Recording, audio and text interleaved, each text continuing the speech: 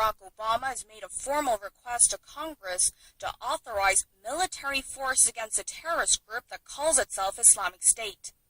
This resolution reflects our core objective to destroy ISIL. It supports the comprehensive strategy that we've been pursuing with our allies and our partners.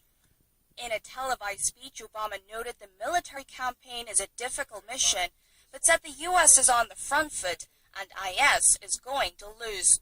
The request does not call for the deployment of ground troops, although a separate letter to Congress stated it will be limited to rescue operations or the use of special operations forces to take military action against the extremist group's leadership.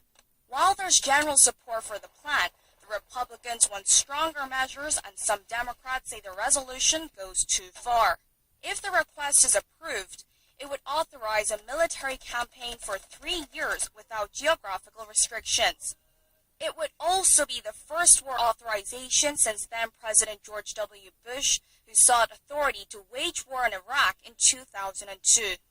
The U.S. has conducted airstrikes against IS targets in Iraq and Syria since August last year, leading a coalition of Western and Arab nations.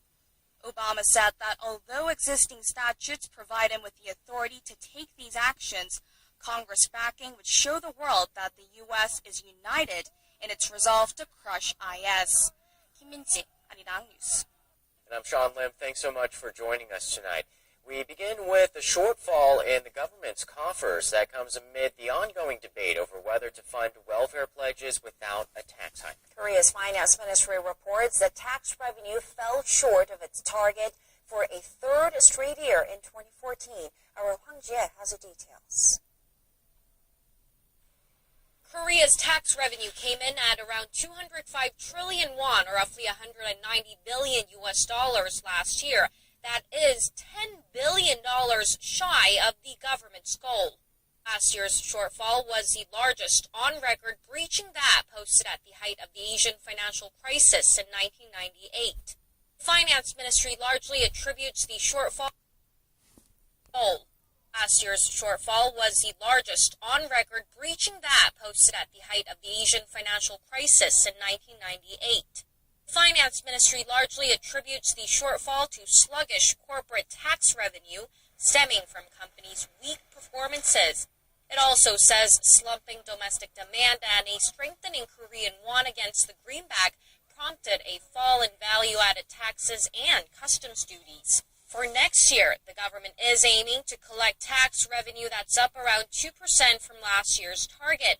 It's confident about the goal, saying it will push through structural reforms and economic revitalization plans this year. But experts are skeptical about it.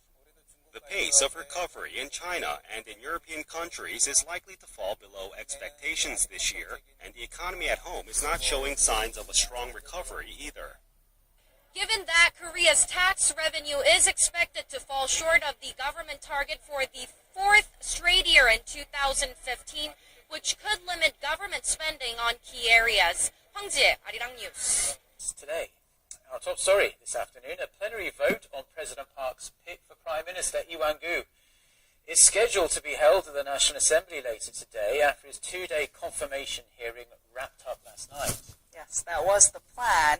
But the proceedings are being held up after the main opposition party asked to postpone the vote, leaving the rival parties to wrangle over when it should be held. Our Park Ji-won starts us off.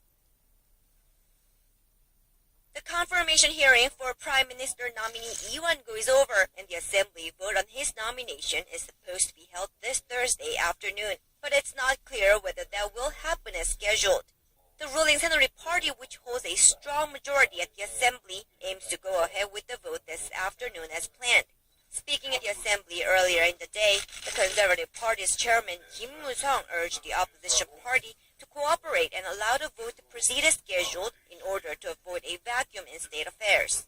However, the main opposition New Politics Alliance for Democracy Party says it wants to delay the vote to sometime later this month.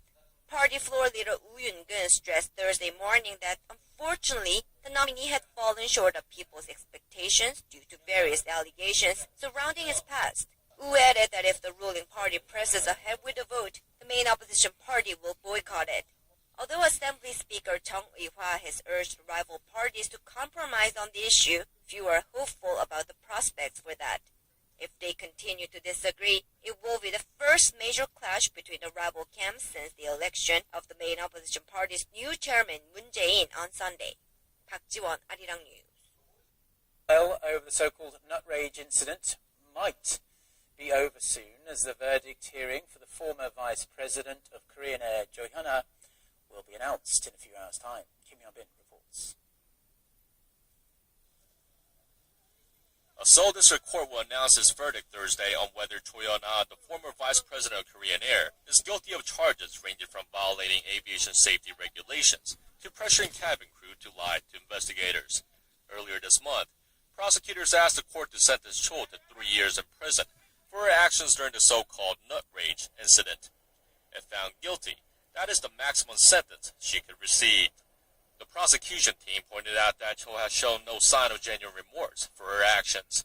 The former executive has continued to blame the crew for her decision to order a senior crew member to deplane in New York last December, after they did not follow the proper procedure for serving nuts to passengers in first class.